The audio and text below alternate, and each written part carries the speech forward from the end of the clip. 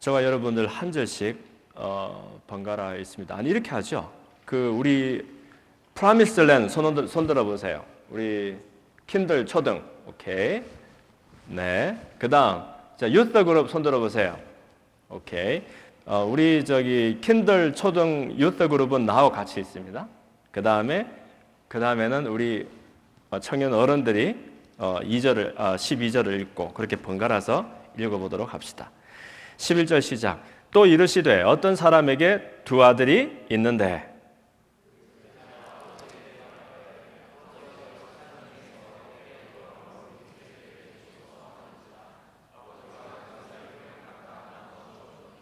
그 후 며칠이 안 되어 둘째 아들이 재물을 다 모아 가지고 따라 읽고 있습니까? 킨들 초등 유스 다시 13절 시작.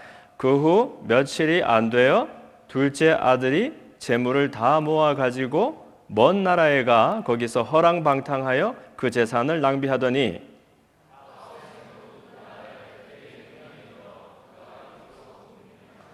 가서 그 나라 백성 중 한 사람에게 붙여 사니 그가 그를 들로 보내어 돼지를 치게 하였는데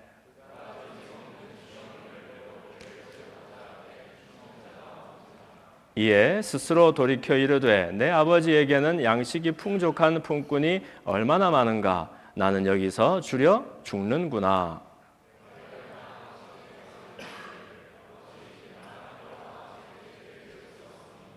지금부터는 아버지 아들이라 일컬음을 감당하지 못하겠나이다. 나를 품꾼의 하나로 보소서 하리라 하고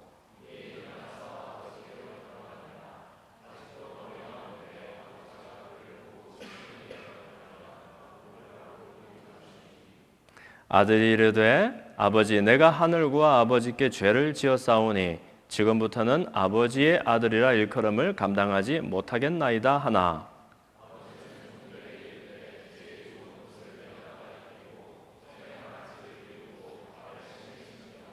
그리고 살찐 송아지를 끌어다가 잡으라 우리가 먹고 즐기자. 다 함께 이 내 아들은 죽었다가 다시 살아났으며 내가 잃었다가 다시 얻었노라 하니 그들이 즐거워하더라. 살아계신 아버지 하나님, 예배의 자리를 우리를 불러주시고 우리의 마음을 가난하고 겸비하게 만들어주사 주의 말씀 앞에 귀 기울이며 순종케 하심을 감사합니다. 이 시간 우리의 마음의 문을 활짝 열어주시고 하나님이 세밀하지만 분명하게 들려주시는 그 음성을 듣고 우리 삶 가운데 예수님 성품 닮아가는 귀한 일들 일어나도록 하나님 축복해 주시옵소서. 예수님 이름으로 기도합니다. 아멘.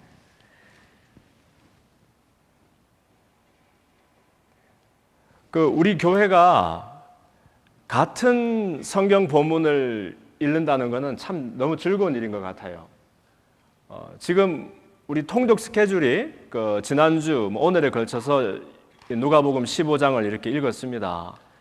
그리고 여러분들 아실지 모르지만 심지어 우리 엘림 청년들도 수련회에 가서 거기에서도 큐티를 하는데 같은 본문으로 우리가 했어요. 그러다 보니까 어느새 우리가 나누는 대화들 속에 혹은 또 생각 속에 비슷한 이야기들이 오가는 것을 우리 경험을 하게 됩니다. 참 이게 같은 성경 본문을 읽는 큰 유익이 되는 것 같아요. 오늘 저도 다른 곳에서 본문을 정한 것이 아니고 하필 오늘 우리 통독 본문이 뭐냐 하면 이 읽었던 누가복음 15장 11절부터 14절까지 말씀이 되는 것이요. 돌아온 탕자 이야기입니다. 그래서 저는 앞으로도 계속 우리가 같은 본문을 읽고 또 하나님을 향해서 같은 생각을 품고 이렇게 한 몸 이루는 교회로 갔으면 좋겠다 하는 그런 생각이 많이 들게 되네요. 이 누가복음에는 잃어버렸다가 되찾은 귀한 것들 이야기가 기록되어 있습니다. 여러분 기억하죠? 앞부분에는 잃어버린 그 한 마리 양에 대한 이야기, 또 그 다음에는 뭐예요?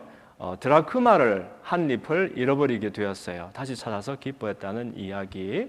오늘 본문은 우리 주일학교 아이들도 너무너무 잘 알고 있는, 제가 설명을 따로 할 필요가 없는 돌아온 탕자 이야기입니다. 사실 이제 이 이야기를 많이 들으면 이제 어떤 분들이 재미난 얘기를 하더라고요. 사실 돌아온 탕자 얘기가 아니고 돌탕하고 집탕 얘기다. 무슨 말인지 아시겠죠? 네, 돌아온 탕자도 있지만 사실은 집안에서 아버지하고 같이 살았던 집안에 있는 탕자도 있다 하는 얘기예요.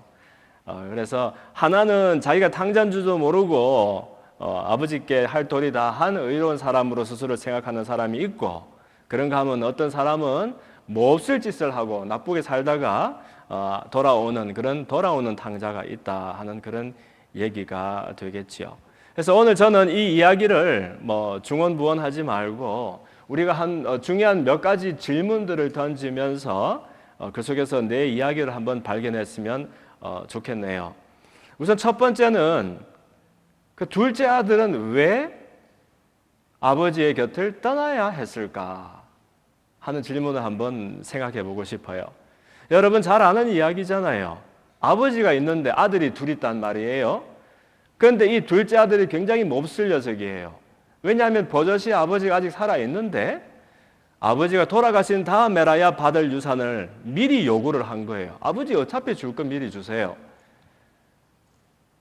그게 나쁜 짓인지 알면서도, 그 결과가 어떨지 알면서도 그랬을까? 아버지가 요구를 들어주고, 이 둘째 아들은 재산을 미리 받아서는 외국으로 갑니다. 외국으로 가서 허랑방탕하게 이제 즐기게 되지요. 그러면서 이제 돈이 있을 때에는 자기 좋다는 친구들도 많았는데, 돈이라는 것이 아무리 많아도 한계가 있잖아요. 다 떨어지고 나니까 친구인 줄 알았던 사람들이 다 하나같이 멀어지게 되고, 그때 하필이면 흉년이 있어서 이제 뭐 먹을 양식이 모자라니까 남의 집에 가서 일이라도 해주고 싶은 거예요. 그런데 유대 사람들은 당시에 부정하다고 해서 먹지도 않고 쳐다도 보지 않던 이 돼지 치는 일이 그 외국에서는 있었나 봅니다. 그거라도 해서 한번 먹고 살아야지 하는데 너무 배가 고프니까 돼지 먹는 사료가 이 주염 열매가 있어요. 그거라도 한번 얻어서 먹으려고 했더니 마땅치가 않은 거예요. 그래서 참 우리가 때로는 어렵고 힘든 일을 만나야 내가 어디에 있는지를 발견하게 되나 보죠. 이 둘째 아들도 야 이거 너무 고약하다. 내 아버지 집에는 우리 식구뿐만이 아니라 우리 집에서 일하는 종들도 먹을 것이 풍족한데 나는 여기서 아버지 떠나서 굶어 죽게 생겼구나. 그러면서 이제 돌아갔다는 그런 이야기가 되지요. 사실 돌아갈 때는 뭐였어요? 내가 어떻게 해놓은 짓이 있는데 아버지에게 자식의 신분으로 돌아가겠는가? 차라리 종으로라도 받아주면 좋겠네 하면서 돌아가는데 언제부터 거기 계셔서 이 자식을 기다리고 계셨을까? 저 많지 사람 그림자가 겨우 보일 만한 그 멀리에서 벌써 아버지는 아들의 모습을 알아보고 버선발에 달려와서 그 목을 끌어안고 입을 맞추면서 눈물을 흘리며 기뻐하더라는 얘기. 하늘과 아버지에게 내가 죄를 지었어요. 아버지 나를 자식이 아니라 종으로 받아주세요. 아버지는 종이 무슨 말이냐 이 녀석아. 마치 대단한 일, 멋진 일을 하고 돌아온 귀한 자식인 것처럼 오히려 더 기뻐하면서 옷을 갈아입히고 새 신을 신기고 손에 가락지를 끼우면서 살찐 송아지를 잡아서 잔치를 벌였다는 그런 얘기죠. 그런데 그 대목에서 왜 이 둘째 아들은 그 아버지 곁을 떠나서 그렇게 고생을 했었느냐 하느냐 말이에요. 이 둘째 아들은 아마 사실 아버지와 함께 있을 때에 아버지가 종처럼 뭐 일을 시키고 부려먹은 것은 아니었지만 아버지하고 있을 때보다 더 자유롭고 편하고 싶었는지도 모르는 것 같아요. 그렇죠?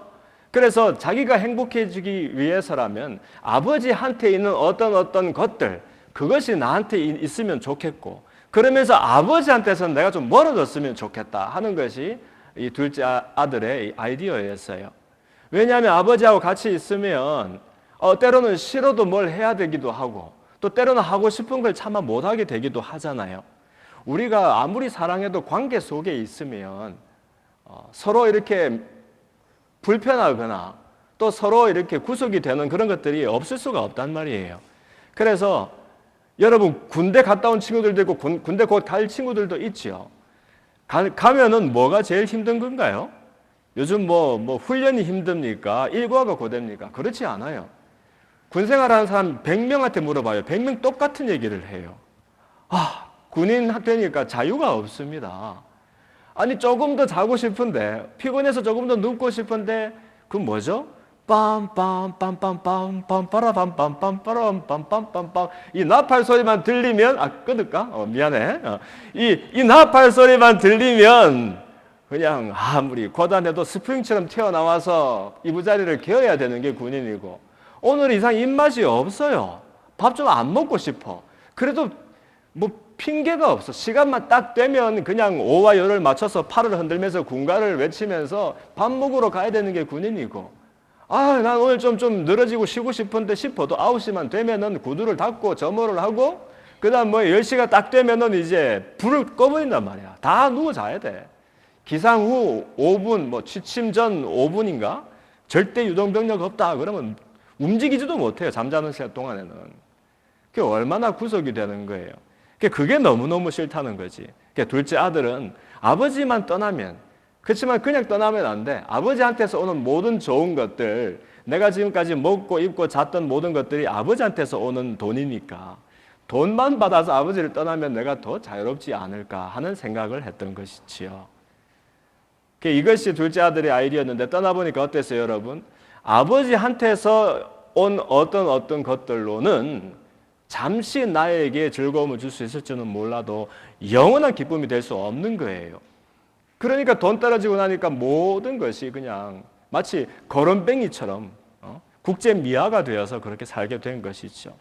그제서 깨달았어요. 나에게 필요한 것은 아버지에게서 오는 어떤 것들이 아니라 나에게 필요한 것은 바로 아버지였어 라고 생각하면서 이제 돌아가는 발걸음. 그런데 여러분, 그럼 이것을 생각하면 또 아버지의 입장도 우리가 생각해 볼 수가 있죠. 그런데 이렇게 몹쓸 자식이 이렇게 나쁜 짓을 하고서 뻔뻔하게 돌아오는데 왜 그 늙은 아버지는 마치 귀한 일을 한 정말 정말로 더 귀하게, 더 소중하게 된 자식이 돌아오는 양 그렇게 좋아하며 기뻐하며 목을 끌어안고 입을 맞추고 잔치를 벌여야 했을까요? 사실 잃어버렸던 것을 되찾는다는 것은요, 여러분 뭐예요? 마이너스 1 플러스 1이니까 이게 제로예요. 본전치기 되는 거야, 본전. 그렇죠. 잃어버렸다 찾았는데 앞에 우리가 잃어버렸던 양을 되찾았을 때 잔치를 벌였다. 손해보는 장사 아니에요? 되찾았으면 본전인데 왜 잔치를 벌여? 잃어버린 드라크마를 찾아서 친구들을 벌여서 함께 기뻐했다. 기뻐하려면 도너츠도 사놓고 음료수 좀 사놓고 해야 될 거 아니에요? 손해보는 거 아니에요. 근데 왜 아버지는 마치 너무너무 귀한 아들이 돌아온 것처럼 더 기뻐하며 잔치를 벌였을까? 이것이 바로 오늘 나누고자 하는 바로 사랑에 대한 이야기, 사랑의 관계에 대한 이야기입니다. 여러분, 우리가 자녀들을 낳아서 기른다고 생각해요. 우리 오늘 나무기 하고 보니까 누가 또 어셔링을 했죠? 미스터 미세스 우가 있구나. 오케이.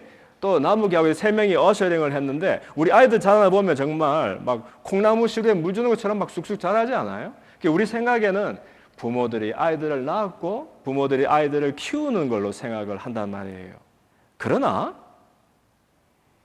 다르게 생각해 보면 사실은 이 아이들이야말로 우리를 부모되게 만들어준 사람들이라는 거예요. 자녀 없이 부모가 될 수 없죠. 내가 낳아서 기르는 것 같지만 이 아이들이 있었기에 내가 부모가 될 수 있었고 그 부모의 심정을 경험할 수 있게 된 것이에요. 그러니까 사람은 오직 관계 속에서만 나를 정의할 수 있는 사람, 또 관계 안에 있을 때에만 진정한 나의 가치가 발견이 되고 진정한 기쁨을 경험하게 되는 사람이라는 말이죠. 아이들 기를 때에 물론 속상한 일 많아요. 저는 어릴 때 애들은 낳고 우유 먹이고 기저귀 갈아주면 그냥 알아서 크는 줄 알았어요. 나도 그랬거든. 나는 제 기억에 제가 알아서 기저귀를 갈았던 것 같아요. 막 어머니 아버지 너무 돈 버느라 바쁘니까 내가 막 우유를 태워서 먹었을 것 같아. 그런데요, 사실은 아이들이 절로 크는 것이 아니라 사실 키우다 보면은 애들이 혹시 아프기라도 하면 부모는 더 아파요. 애들이 혹시 마음 상하는 일이나 마음 졸이는 그런 일이 생기면 부모 마음은 막 찢어지는 거예요. 행여나 애들이 정말 애매한 문제를 만나서 벌벌 떨고 있으면요, 그냥 부모는 그냥 펄썩 주저앉아 버려요.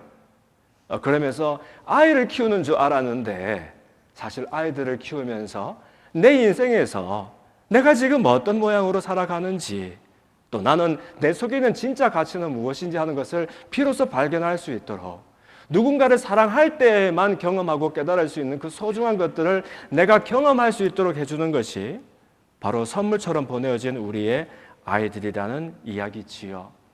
그래서 이 탕자가 돌아올 때 이 아버지는 사실은 첫째 아들은 옆에서 아버지 곁을 지키면서 수고하면서 아버지를 섬기고 돌봤거든요. 이 아들이 더 귀하고 더 수고한 아들 아닙니까? 그런데 이 큰 아들을 위해서 염소 한 마리 더 잡아준 적이 없다는 거예요.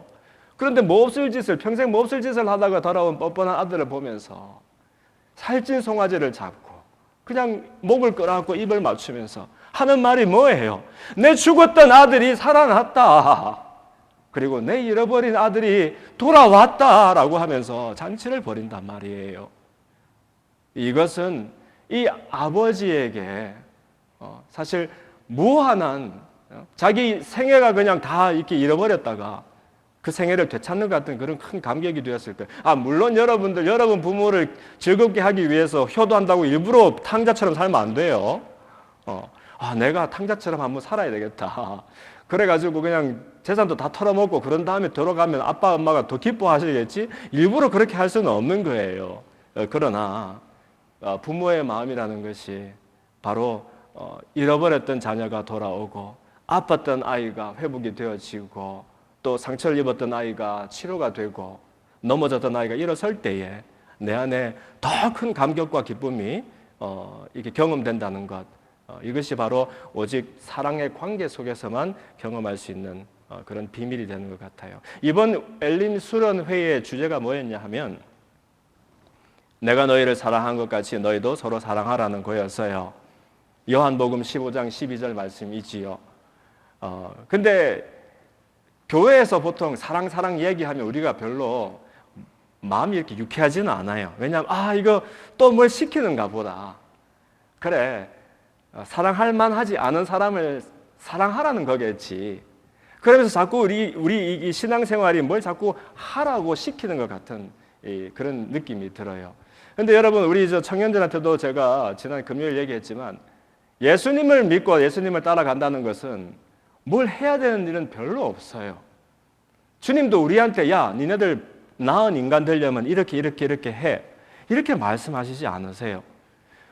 심지어 그 구약에 600여 가지가 되는 그 많은 율법 조항들을 예수님 단 2줄로 바꿔버리신 분이에요. 하나는 뭐예요? 하나님을 사랑하라는 거예요. 다른 하나는 뭐예요? 이웃을 몸처럼 사랑하라는 거예요. That's it. 그러니까 어떻게 하면 우리가 뭘 해야 되는 것들을 줄이고, 그럼 뭐 하라는 거냐면 뭐가 되라는 거예요. 하라는 것, 되라는 것, 이 being과 doing이 다르다는 것 사실 모르는 사람은 없지만 우리 속에 이상하게 뭘 잘하려고 할 때마다 한번 뭘 하려고 하는 그런 관성이 작동을 해서 우리 자꾸만 우리 신앙생활을 더 고단한 걸로 만들어가는 것은 아닐까. 요한복음 15장은 사실은 포도나무에 대한 비유 이야기거든요. 나는 참 포도나무다. 내 아버지는 농부다. 그럼 우리는 뭐예요? 너희들은 가지다. 이 얘기를 하시는 거예요. 그 얘기를 왜 하냐면은 서로 붙어 있어야 된다는 거죠. 가지가 만약에 누구를 또 해볼까? 그래, 동훈이가 만약에 가지야. 포도나무 가지란 말이야. 근데 포도나무 가지가 야, 이번 가을에는 무슨 포도를 내가 열어야 되지? 얼마큼 큰 포도를 열어야 되지? 막 이러면서 고민하면서 막 용을 쓰고 그럴 필요가 있어요, 없어요? 그럴 필요 없다는 거예요. 가지의 최선은 뭐다? 나무에 잘 붙어 있는 거예요. 나무에 잘 붙어 있으면 지가 무슨 종류의 포도인지 지가 알 게 뭐야. 붙어만 있으면 나무 뿌리로부터 수분과 양분이 공급되어서 때가 되면 그 품종을 따라서 주렁주렁 열매를 풍성히 맺게 되어 있다는 거예요.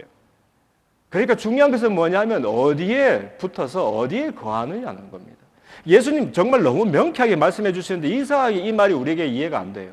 예수님 뭐라고 시작하세요? 이 요한복음 15장을. 내가 아버지 안에 거하는 것처럼 너희들도 내 안에 거하라는 얘기를 하세요.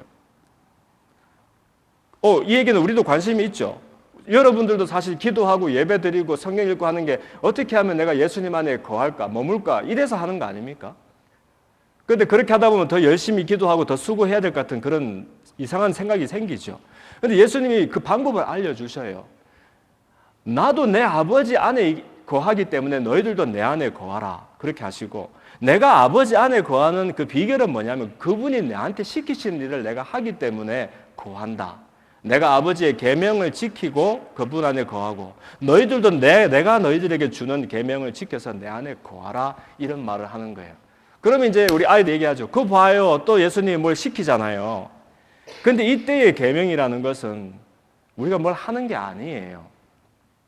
우선 예수님이 하나님 안에 거할 수 있도록 지키신 그 계명이라는 것은 뭐냐 하면 다름 아니라 사람 위에 죽는 일이었어요. 원래 하나님이시잖아요. 하나님이 사람 대신에 죽으실 사람의 몸도 없으신 그 하나님이 사람처럼 되어서 사람 대신 죽기 위하여 사람의 몸을 입고 이 땅에 오시잖아요. 그래서 자격을 다르게 하려고 한 분은 아버지, 한 분은 아들 하시지만 이 아들 하나님 또 아버지 하나님이 한 분 아닙니까?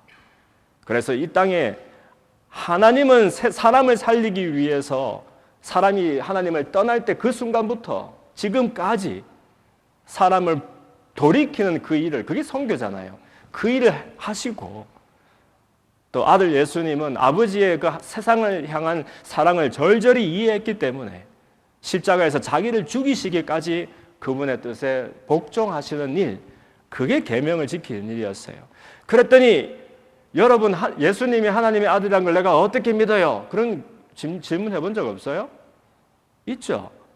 예수님이 그렇다고 말했는 것 뿐이지 우리가 어떻게 아느냐 말이야. 그분 아이디를 봤어요. 여러분 뭘 봤어요? 하나님이 내 아들이다라고 이 일을 맡기시는 것을 보고 예수님이 아버지의 뜻이다 하면서 그 뜻을 지킨 걸 보고서 이 두 분이 부자의 관계구나 하는 것을 우리가 알게 되는 거예요. 마찬가지로 그럼 예수님이 우리에게 주신 계명을, 명령을 잘 지키면 우리는 자동으로 예수님에게 연결이 되고 그 안에 머문다는 거예요. 그 계명이 뭐야? 그게 15장 12절에 나오는 거예요. 내가 너희에게 주는 계명은 이것이니 내가 너희를 사랑한 것 같이 너희도 서로 사랑하라 하는 거예요. 이때 사랑하라 하는 거는 또 뭘 시키는 거다. 사랑하기 어려운 사람, 미운 사람, 내 마음에 들지 않는 친구를 억지로 힘써서 사랑하는 일인가 보다 생각할 수 있지만 그게 아니에요, 여러분. 사실 닭이 먼저인지 계란이 먼저인지 모르겠지만 사실 사랑하는 그 마중물처럼, 우리 펌프 이렇게 할 때 마중물을 붓고 펌프질을 하는 것처럼 사랑하고자 하는 소원이 생겨서 사랑을 시작하면 예수님 안에 거하게 되고, 예수님 안에 거하면 마치 포도나무 가지가 포도나무에 붙어서 열매를 맺는 것처럼 또 예수님 안에 거하는 사람은 그 결실을 풍성하게 맺게 된다는 거예요. 그러니까 사실은 이 교회 다닌다는 것과 예수 믿는다는 건 뭘 하는 것이 아니라 예수님 안에 잘 붙어 있는 거예요. 그분 안에 거하는 거예요. 그러면 그분 안에 거하는 사람마다 알알이 풍성한 열매를 맺도록 이렇게 되어지는 거예요. 사랑하는 거 우리가 하는 거 아니고요.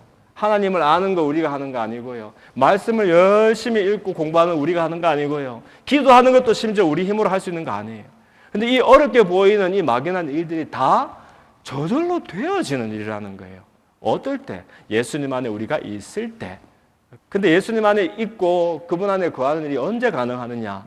그분의 계명을 지키고자 하는 내 마음의 소원이 일어날 때, 내가 너희를 사랑한 것 같이 너희도 서로 사랑해라는 그 말이 내 말이 될 때 내 마음과 예수님의 마음이 연결되어서 예수님의 사람으로 살아가게 된다는 거예요. 그래서 이런 생각들을 할 때 우리는 내 곁에 있는 가족들을, 또 내 친구와 이웃들을, 우리 공동체를 향해서 감사하는 마음을 품을 수 있는 것 같아요. 집에 식구들이라고 늘 마음에 드는 거 아니죠? 엄마 아빠가 너무 소중하고 고맙지만 때로는 밉기도 해요. 또 자식들 키우면서 속상한 일이 없을 수는 없어요. 그러나 그 서로를 때로는 원하지 않게 상처를 주고 또 불편한 마음을 주는 그 가족과 친구들과 이웃들이 알고 보면 나를 비춰볼 수 있는 거울로 선물되었다고 제가 늘 말씀드렸잖아요. 그래서 우리에게 보내진 그 사람들이 없으면 볼 수 없는 나의 연약함을 보게 하는 거울이 된다는 거예요. 그런데 그것으로 다가 아니고 거기에서 한 걸음 더 나아가서 예수님의 사랑이 내 안에 이제 이해가 되고 또 나를 위해서 죽기까지 아버지의 뜻에 복종하신 그분의 마음이 내 마음이 되면 그래서 서로를 사랑하는 것으로 온전한 나를 조금씩 회복해가는 그런 놀라운 일들을 경험하게 된다는 겁니다.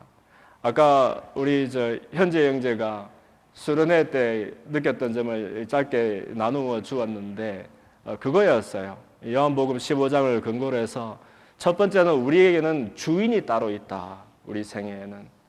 그리고 두 번째는 뭐였죠?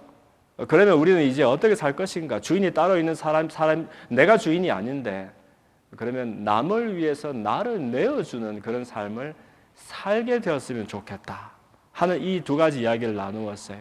이게 무슨 말이냐면 다른 사람을 위해서 나를 내어주고 한다는 것이 뭐 희생하고 손해보는 것처럼 느껴지지만 이것만큼 정말 아름다운 이기심은 없다는 거예요.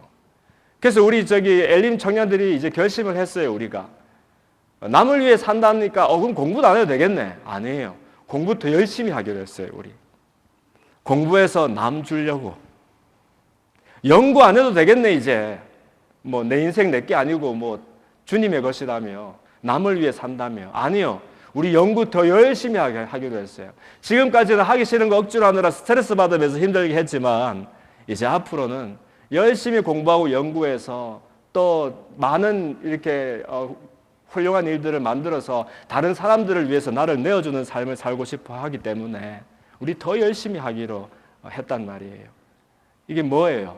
결국은 내 곁에 있는 사람들, 내가 만나는 사람들을 그 사람들을 사랑하는 일을 통해서 내가 잃어버렸던 나의 온전한 모습을 회복해가는 그런 즐거움을 경험하게 된다는 거죠. 그래서 기독교는 개인의 종교가 아닙니다. 한국에서 워낙 이 구원받는 일을 강조하다 보니까 기독교는 예수 믿고 그 다음에 천국 가는 종교로 이렇게 설명이 돼요. 물론 예수님 믿으면 천국 가고 안 믿으면서도 갈 수 있는 건 아니겠지만 그러나 사실은 혼자서 잘 믿고서 혼자 천당 가라고 믿는 종교가 아니라는 거예요. 그럼 뭐냐? 항상 예수님을 따라가는 길은 공동체 속에서 하나님의 나라를 이루어가는 그 일이 가장 소중합니다. 천국을 만약 갔는데 여러분 어디가 천국하고 비슷하겠어요? 요세미티? 옐로스톤 파크? 옐로스톤 파크는 좀 많이 비슷하겠다. 근데 여러분 아무리 아름다워도 아무리 근사해도 실적 나지 않고 완벽한 만족감을 주는 천국이 될 수 있을 정도로 충분히 아름다운 곳은 없어요. 아름다운 것도 2박 3일이지. 좋은 것도 하루 이틀이죠. 정말 사람이 상상하는 좋은 것으로는 완벽한 만족을 주는 천국은 물리적으로 있을 수가 없다니까요. 그러면 목사님 이상한 사람이네. 그럼 천국 없단 말입니까? 그게 아니에요. 사실 진짜 천국이 되려면 그 천국을 들어가는 사람들의 마음속에 먼저 천국이 임하는 일이 있어야 되지 않겠어요? 여기 있다 저기 있다도 아니고 너희들 마음에 천국이 있다라고 말씀하셨던 것처럼 사실 우리가 어딜 가든지 그곳이 천국이 될 수 있을 만큼 나 때문이 아니라 내가 예수님 안에 거하기 때문에 내 마음이 그분의 마음과 연결이 되어서 만나는 사람마다에게 감사가 되고 나를 찌르는 그 일, 나를 찌르는 그 사람을 향하여 오히려 예수님께서 주신 그 계명을 실천하고 싶은 소원이 생기고 그렇게 하면서 내 마음의 천국이 이루어져서 어디든지 다 천국이 되어지는 그런 일, 그리고 우리 공동체 안에서 그런 것들을 경험하도록 우리를 초대하시는 일이 바로 예수님을 믿고 따라가는 일이 된다는 것이죠. 말씀의 결론을 맺습니다. 오늘 탕자 이야기를 했는데 몹쓸 짓을 하고 돌아온 이 둘째 아들인데도 불구하고 엄청 대단한 좋은 일을 하고 돌아온 자식보다도 훨씬 더 기뻐하면서 끌어안고 입을 맞추던 그 아버지의 모습을 한번 상상해 봅시다. 그리고 사실은 우리도 탕자였잖아요. 아버지 곁을 떠났던 탕자이든 아버지 곁에서 그 자리를 지키던 탕자이든 사실 우리 마음속에 우리 인생의 주인이 누굽니까? 하나님이 우리 인생의 주인인 적이 몇 번이나 있었습니까? 우리는 처음부터 지금까지 내 인생의 주인은 나이고 온통 내가 잘되고 높아지고 더 많이 가지고 인정받는 그 일을 위해서 지금도 부자니 나아가는 아버지 떠난 탕자와 똑같잖아요. 아버지한테서 오는 좋은 것들이 나에게 필요했지 아버지는 더 이상 필요하지 않은 오히려 아버지 곁을 떠나면 내가 더 자유로울 것 같고 하고 싶은 거 다 마음껏 할 수 있을 것 같아서 그 길을 선택해서 떠났던 탕자 그게 바로 저와 여러분의 오늘 모습이라는 거지요. 그렇지만 그래 아무리 그렇더라도 우리가 고난을 만나고 어려움을 만나고 또 낙심하는 순간을 만날 때 참 어떨 때는 그런 시간이 더 필요한 것 같아요. 아, 나에게 필요한 것은 아버지가 주시던 무엇이 아니라 바로 아버지의 품이었구나 라는 것을 기억하면서 나는 몸만 돌렸을 뿐인데 내 마음의 방향을 고향으로 향했을 뿐인데 벌써 저 많지 내가 그분을 보기도 전부터 동구 밖에 내 모습이 보이기도 전부터 나를 알아보고 버선발에 달려와서 나를 끌어안으면서 내 죽었던 아들이 살아났구나 내 잃어버렸던 아들이 돌아왔구나 새 옷을 입히며 새 신을 신기며 손에 가락지를 끼워주는 그 아버지 우리 하늘 아버지를 함께 생각해 보기를 원합니다. 여러분이 어제까지 어떤 이야기 속에서 살아왔든지 상관없이 그 이야기가 어떠하면 전혀 상관없이 하나님은 두 팔을 지금도 벌리고 우리를 온전한 정도가 아니라 잘한 것밖에 없는 자식보다도 더 기뻐하며 귀하게 여기며 우리를 안아주시는 하나님이라는 것을 의심하지 말기를 바랍니다. 우리가 했던 일에 비례해서 우리를 그만큼만 사랑하신다 그러면 우리한테 소망이 없어요. 그런데 그것과 전혀 상관없이 온전하고 완전하게 우리를 존귀한 아들이라 딸이라 불러주시는 하나님께 우리의 마음을 돌이키고 또 그분에게 돌아가 안기는 그런 저와 여러분이 되었으면 좋겠습니다. 우리 말씀을 기억하면서 또 성찬을 준비하면서 우리 함께 합심해서 기도합시다.